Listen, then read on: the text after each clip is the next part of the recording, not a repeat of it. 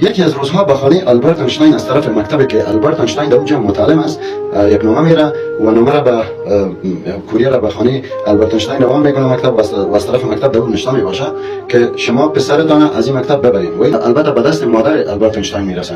نوشته میباشه دست فالو که لایک کامنت که فیوریت که شیر کپی لینک ما حمایت کنیم. ما نالایق ترین متعلم از در مکتب و ما نمیتونیم که دیگه این را تدریس کنیم، بس شما پسرتان ببرید به یکی از مکتب‌های عالی.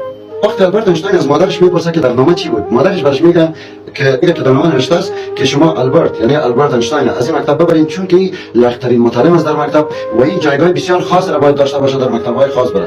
یعنی مادرش برش دروغ میگه. خب آلبرت اینشتین میگه درست است، از مکتب ایرا تغییر میده، میبرش روانش میکنه در دیگه مکتب. وقتی اوش روانش میکنه خب مکتب خلاص میشه و دوره پانتون میای خلاص میشه و بالاخره آلبرت اینشتین که دانشمند میشه.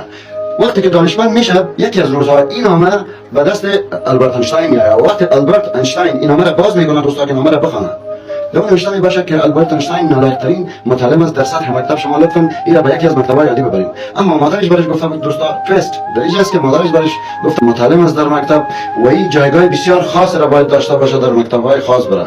یعنی مادرش برش دروغ میگه. خب آلبرت اینشتین یک پسری که نالایق‌ترین متعلم در سطح مکتب بوده و او را تغییر داده، از او یک دانشمند خیلی بزرگ جور شده، از او یک دانشمندی که تمام دنیا را تکان داده از دانش خود.